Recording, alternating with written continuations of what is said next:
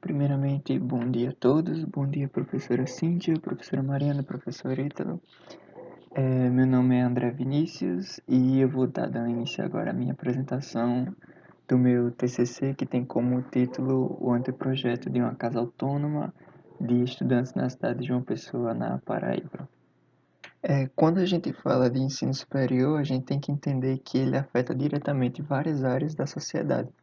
E aqui eu trouxe algumas, como a saúde, tecnologia, justiça e a economia. Como justificativa, o IBGE apontou em 2010 que 29,2% dos estudantes eram migrantes estudantis e em 2017 o INEP disse que 8,87% dos alunos da rede federal aqui da Paraíba vinham de outras unidades federativas. Alia-se a essa demanda a deficiência dos auxílios sociais que visam ajudar eles durante a sua vida acadêmica e, como consequência desse quadro, a gente tem o abandono ou a transferência do curso nos primeiros anos ou até o aluguel de imóveis muitas vezes inadequados ao uso a que eles se destinam. O objetivo geral do meu trabalho é propor uma casa autônoma para estudantes aqui de João Pessoa e os três objetivos específicos são entender o perfil e as necessidades dos migrantes estudantis, analisar as residências estudantis aqui de João Pessoa e compreender a dinâmica do local de inserção do equipamento que está sendo proposto. A metodologia adotada no trabalho seguiu 9 passos. A primeira foi a pesquisa bibliográfica em livros, artigos, sites.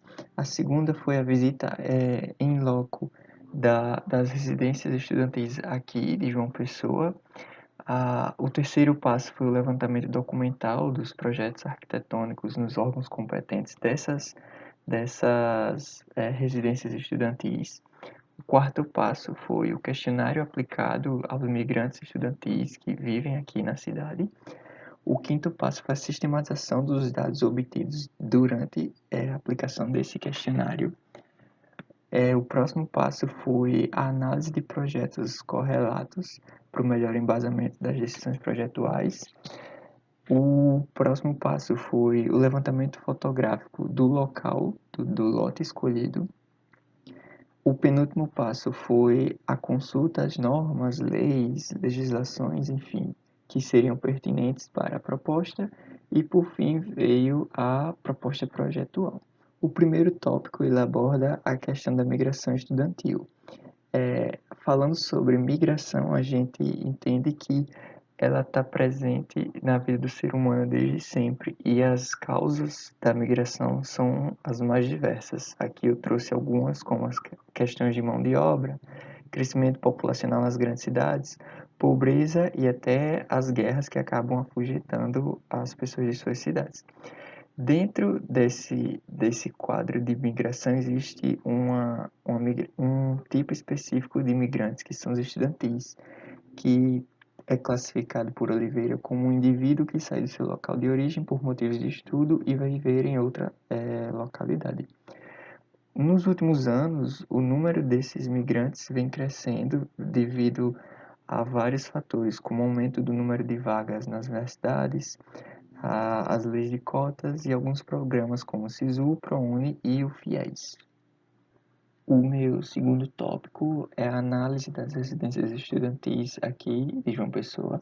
A primeira residência analisada foi a Residência Universitária Feminina Elizabeth Teixeira, da UFPB, e a segunda foi a Residência Universitária Masculina e Feminina, também da UFPB. Como pontos positivos, a gente pode destacar a diversidade das tipologias existentes nessas residências, a questão dos acessos e da setorização dos espaços. Já como pontos negativos, foi observado questões de inacessibilidade, falta de iluminação e ventilação natural e até a falta de manutenção de equipamentos essenciais para a vida acadêmica dos estudantes. Na etapa de sistematização de dados, eu dividi as perguntas em três categorias. A primeira são a nível mais pessoal, onde a gente tem questões sobre sexo, idade, e o grau de instrução. A segunda categoria fala mais sobre o local de origem da pessoa, de onde ela veio e onde está morando atualmente. Já a última categoria se enquadra nas questões mais sociais, questões de privacidade, convivência com os colegas de quarto, entre outros. Com relação aos projetos correlatos analisados, foram dois. O primeiro é moradia estudantil, que está localizado no Mar del Plata, lá na Argentina. E o segundo é o alojamento estudantil na cidade do Saber, que está localizado lá no Panamá. O que foi aproveitado do primeiro correlato foi as questões sobre o entorno, os sistemas de abertura, os materiais e o layout dos dormitórios. Já do segundo, aproveitou-se questões sobre volumetria, setorização e a vegetação presente. O lote escolhido para a proposta arquitetônica está localizado no bairro de Água Fria, na cidade de João Pessoa. Ele possui pouco mais de 4.000 metros quadrados e está localizado próximo à BR-230. Ele ele é um lote de esquina e possui 3 frentes e uma lateral. Como a gente pode notar no mapa de cheios e vazios, seu entorno é predominantemente construído, mas alguns pontos vazios se destacam no mapa. Com relação ao gabarito do entorno, a maior parte é térreo, são edificações térreas, mas ainda assim é possível encontrar edificações com mais de 15 pavimentos que se destacam no horizonte. Já no entorno mais próximo do lote escolhido, as edificações que possuem térreo mais 3 são predominantes. Com relação aos usos, a maior parte das edificações são residenciais, sejam multifamiliares ou unifamiliares, mas ainda assim é possível encontrar comércios, serviços, áreas verdes, enfim. E aqui a gente pode observar a questão de acessibilidade do lote. Ele é cercado por paradas de ônibus, possui vias arteriais, coletoras e até mesmo a via estrutural, que seria a BR-230. Ou seja, é um lote de fácil acesso e que possui conexão rápida com outros lugares da cidade. Com relação às restrições climáticas, o lote recebe ventilação predominantemente da região sudeste e as suas maiores faces recebem a carga solar do sol nascente e do sol poente. O plano diretor de João Pessoa classifica a área onde o lote está localizado como uma zona densável não prioritária, ou seja, ele possui um índice de aproveitamento igual a 2. E ele está localizado numa zona residencial 2, que seria a ZR2. É, o, o Código de Urbanismo, ele não traz edificações estudantis. Então, como a edificação proposta se assemelha ao uso de hotéis ou pensões, adotou-se essa categoria, ou seja, ele se classificaria como serviços principais. Com isso, o, o código ele não permite a construção de edificações de serviços principais em zonas residenciais. Mas, como foi visto, o lote ele é adequado, uma vez que ele se encontra próximo a instituições de ensino superior, comércios, serviços, ele possui infraestrutura ao seu redor, além de possuir dimensões adequadas para comportar o equipamento. E alia-se a isso a questão de que o código está desatualizado. Então, usou-se os parâmetros encontrados na zona axial dos bancários, a ZA5, por sua proximidade com o lote escolhido. E aí a gente consegue encontrar questões de área mínima, frente mínima, ocupação máxima, altura e os afastamentos, tanto frontal como lateral e dos fundos. O conceito de edificação surgiu da necessidade de interação, tanto entre os usuários como entre os usuários e a vizinhança, de forma que os laços entre eles fossem cada vez mais fortalecidos. E para isso, utilizou-se questões como acesso, circulação e até a disposição dos blocos no pavimento térreo para que houvesse essa interação e essa sociabilização entre os mesmos. Com relação ao programa de necessidades, a edificação foi dividida em vários setores. O primeiro é o setor social, onde encontra-se auditório, sala multiuso, sala de jogos, biblioteca, salas de estudos, tanto individuais como em grupo, salas de informática, café, escritórios de coworking, áreas de contemplação, descanso e redares. Já o setor de serviço conta com lavanderia, estar para funcionários, DML, vestiários feminino e masculino e o almoxarifado. O setor administrativo tem uma área para espera, recepção, banheiro público feminino e masculino, administração, sala para odontologia, psicologia, enfermagem e banheiro feminino e masculino para os funcionários. No setor dos dormitórios, a gente pode encontrar cozinha e uma área de estar e 5 tipos de dormitórios. Já no setor da infraestrutura, a gente encontra estacionamento, bicicletário, depósito, gás, grupo gerador, o lixo e o reservatório. Aqui a gente pode observar as perspectivas isométricas da edificação, onde a gente observa que o setor social está mais próximo da rua, de forma que ele convide as pessoas para entrar. O setor de serviço foi locado nas partes onde recebe uma carga solar maior e por contemplar espaços de menor uso. O setor administrativo ficou no centro da edificação, de forma que ele possa ter um controle maior do acesso das pessoas na edificação. Os dormitórios ocupam a maior parte da edificação e eles foram dispostos nesse bloco maior, de forma que a sua face leste receba toda a ventilação predominante. E o setor de infraestrutura, bem como de circulação vertical, ficaram locados na parte oeste, já que são áreas de menor utilização. Aqui a gente pode observar a planta baixa do pavimento térreo, com os seus setores demarcados. A modulação adotada no projeto é de 10 por 10, e isso foi feito para que ocorressem vãos maiores, de forma que a sua interferência nos dormitórios fosse mínima.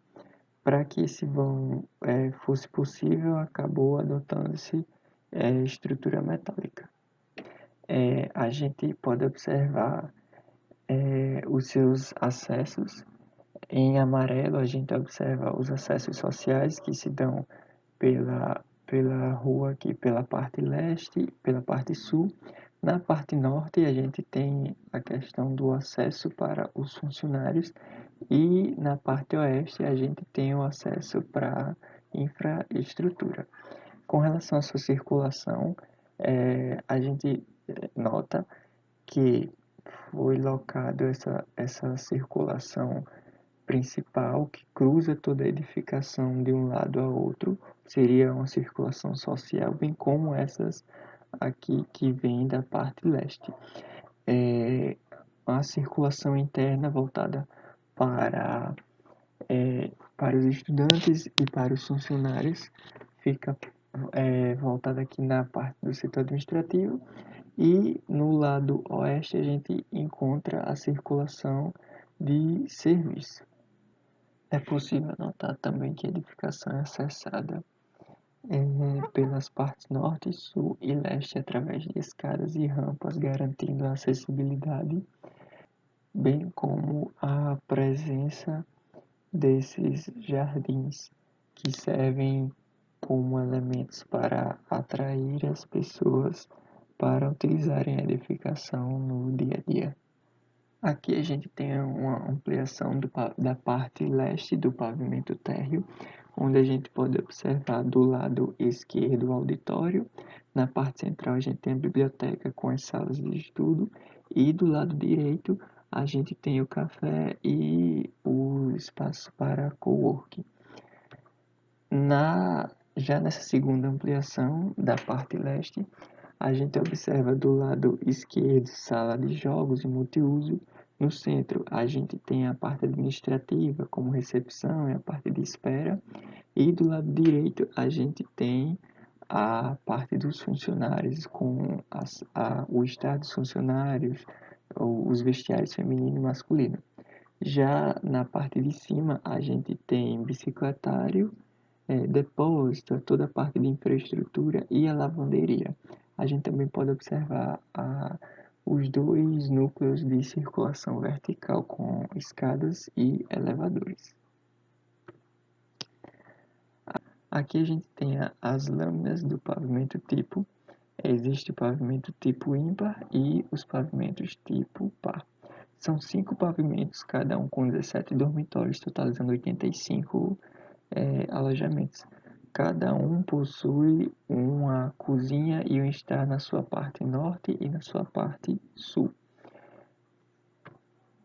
Aqui a gente tem o dormitório tipo A, que é um dormitório para pessoas com deficiência e é um dormitório individual. E aí ele possui um banheiro adaptado e todo o seu layout foi pensado para questões de mobilidade e para que o cadeirante pudesse ter acessibilidade. O dormitório tipo B também é um dormitório adaptado, só que ele tem a capacidade para comportar 2 pessoas. Assim como o anterior, ele também possui o banheiro adaptado. O dormitório tipo C, ele é um dormitório individual e ele possui área para estudo, descanso, banheiro, uma copa e uma área para refeição. O dormitório tipo D é um dormitório que tem a capacidade para acomodar até 2 pessoas e também tem os mesmos espaços, espaços para dormir, área para estudos, área para refeição, como a copa e o banheiro. E aqui a gente tem o dormitório tipo E, que tem os mesmos espaços que todos os outros, mas com a diferença de que ele possui a capacidade de acomodar até 3 pessoas. Aqui a gente tem o estar e a cozinha, que serve como elementos para interação entre os alunos, e ela está presente no lado norte e no lado sul de cada pavimento tipo. Aqui no sexto pavimento a gente encontra uma área social mais privada para os estudantes, e aqui ele conta com espaços para contemplação, jardins, espaços para descanso, redário, etc. Na, Aqui na perspectiva sudeste, a gente pode observar como a edificação se comporta de forma tridimensional. Nessa fachada a gente tem a predominância de grandes esquadrias de forma que a iluminação e a ventilação natural sejam aproveitadas para os dormitórios.